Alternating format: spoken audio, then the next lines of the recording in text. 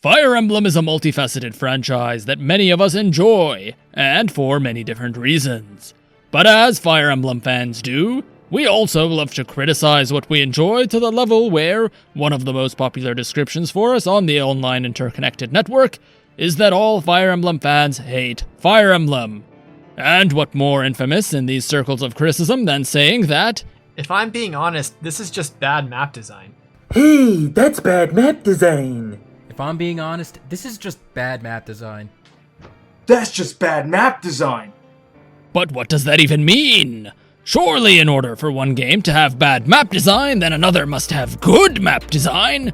Surely map design is on a sliding scale from enormously entertaining and eventually infuriating to boisterously boring and believably bastardized.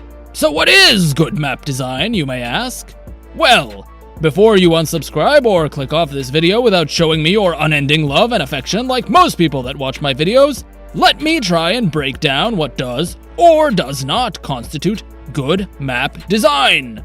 Also, feel free to let me know in the comments what you think is a map that is well designed. I'd love to hear your thoughts. This is why I'll never be a voice actor. There is one map that, in my humble opinion, embodies all the peak qualities of Fire Emblem map design. But before I do that, I want to emphasize one point that I see tossed around a lot. Difficulty is never a deciding factor on how good or bad the map design of a particular chapter is. A map is perfectly capable of throwing a bunch of unkillable units with maximum stats across the board on a square map with nothing else, and it will be plenty difficult for you to kill them. Does that make the design good or bad? Of course not. Now, with that out of the way, I can move on to what I think is one of, if not the best designed maps in all of Fire Emblem. And the way I'm going to analyze this is simple. I'm going to break it down into 4 main points, and I think all of these are pivotal to making the design of a map quote-unquote good. And the first point I'm going to touch on is that a map needs to have a main objective that creates a sense of urgency to progress. What do I mean by this? Originally, I had written down this objective as the urgency to move forward. But I remembered that defense maps can also present a sense of urgency if they are designed well enough. So I changed it. Battle Before Dawn is the map that I'm going to be using in this video, and it does this in a much more traditional manner. However, when you start off at the top of the map, you must work your way down and around in order to save Prince Zephiel, and hold off the assassins for 15 turns. The boy wakes up on turn 2 and waddles over to a nearby pillar for some juicy defense and avoid buffs, but if you wait too long, he will get slaughtered by a rogue fighter with a sword slayer. But because of the sense of impending doom, there's a feeling of urgency and insecurity that prompts the player to move swiftly forward in order to accomplish the map's main objective. I touched on defense maps slightly earlier, and while I think they are a more light version of this example, there still can be a sense of urgency to move your units into advantageous positions to take down the enemy, or even move beyond the borders of your defense to cut the enemies off before they gang up on you.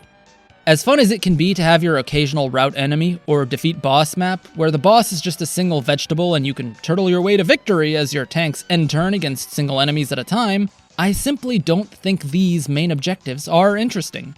And no matter how nicely designed a map is, the unlimited amount of time a player has can just blow the top off it no matter what. In a vacuum, if you're playing a ranked run or an LTC, they can still be challenging, but a warp staff can crack open the mightiest of maps, and let's be real. Do you really want to force yourself to be handicapped in order to make a map interesting? Why not make the design interesting first, and then further challenge yourself on top of that to play however you want? Speaking of which, this leads me to my next point. Point number 2. A map should have multiple solutions to the problem. Immediately I look at the map that we have here. We can see 2 different routes to take in tackling it. The right-hand side is loaded with enemies and boasts a menacing Ursula in the bottom right-hand corner, who will wait patiently for 12 turns, but after that will begin her assault on helpless, unassuming Iron Man players. The left-hand side has significantly less enemies, but a beefy mobile mini-boss with a silver lance who is no pushover.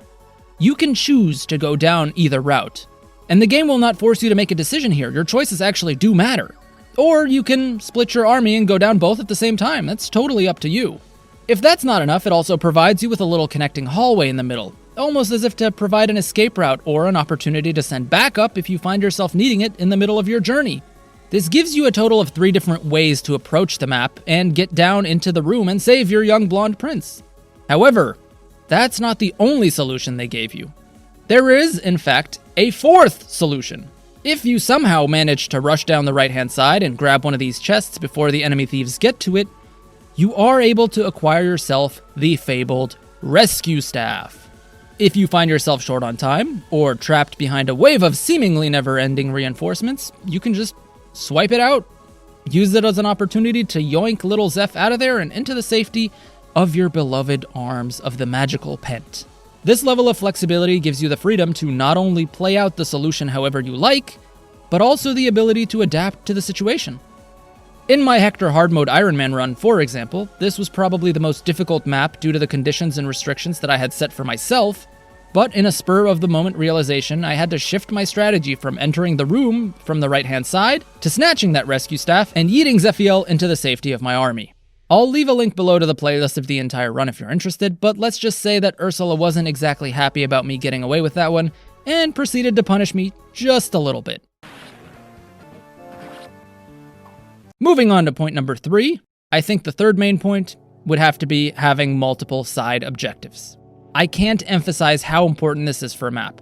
A map with one singular objective is somewhat bland and boring. Sure, it might narratively satisfy the point of the story, and I can definitely respect and appreciate that. But from a gameplay perspective, having more things to do or secrets to discover is always a good thing. In Battle Before Dawn, we have just that. Our main objective is a time-limited Keep Princess Peach Alive quest, but that doesn't stop it from throwing other things at us. As you can see on the map, he isn't the only green unit on this map. We have Jafar and Nino, both of who are being chased down by the enemy and will die if you dawdle too much.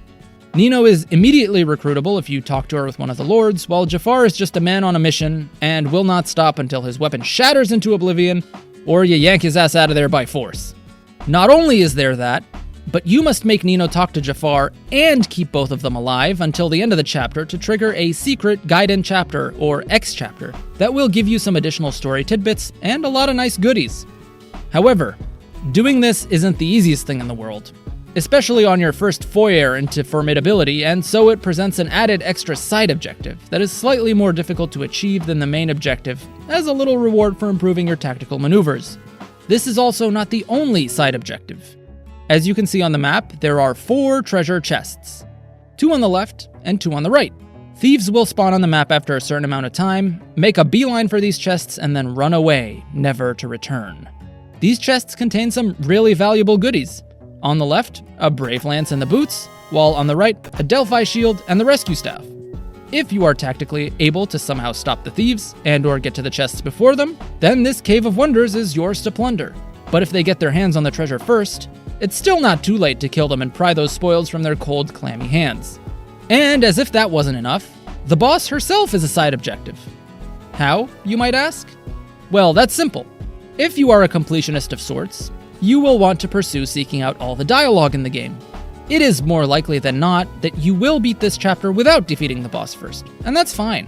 However, if you do, or you choose to revisit this chapter, you will be awarded with some altered post-chapter dialogue depending on whether you did or did not defeat her. This one is small and rather unimportant compared to the other 2 points I made here, but it's still a level of attention to detail that I really appreciate, and one that integrates the mechanical elements of map design into the story elements of the game. And last but not least is called enemy placement. Many people may argue that this is in fact the most important part of map design, and that before any map is good, the strategic placement of enemy units needs to be spot on in order to present certain problems for the player to solve. And thus the design is deemed good. And well, I have to say I agree.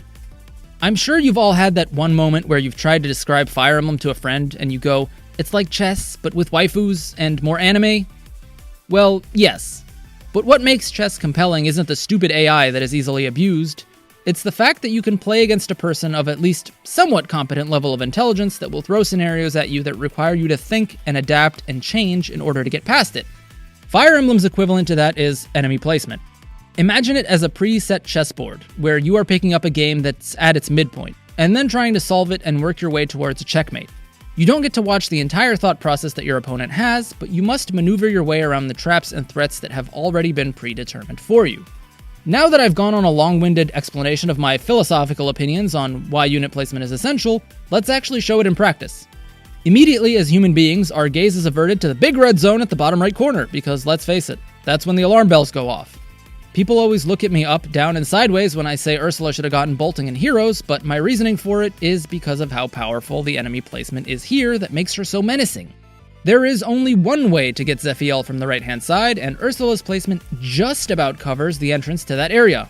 It's not cripplingly annoying, and you can get past it if you know what you're doing. However, if you're an average Joe playing this map blind for the first time like little 5th grade me, you about to get ravaged by some thunder, my friend. Not only that, but the range is also conveniently placed right about where you recruit Nino as well. And this makes you have to double down on the importance of visiting that area on your way there. Can you ignore this side entirely? Yeah, absolutely. But like I said earlier, she'll wait for 12 turns, and if you don't get your ass down there and kill her, or waste up her tome uses earlier, she can, and she will, chase after you and make your life miserable. The enemy placement here was a courtesy, but once Ursula gets serious, not even Sane will be able to charm his way out of this one.